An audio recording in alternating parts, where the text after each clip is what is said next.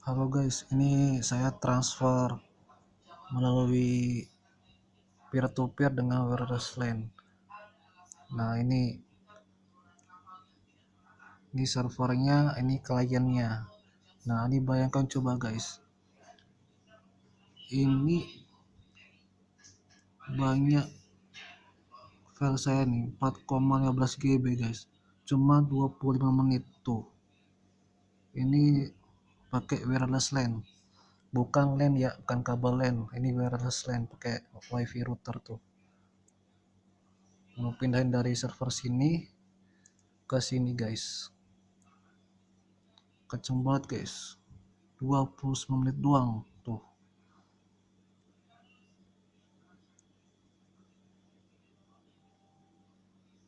Oke, jangan lupa subscribe dan share ya.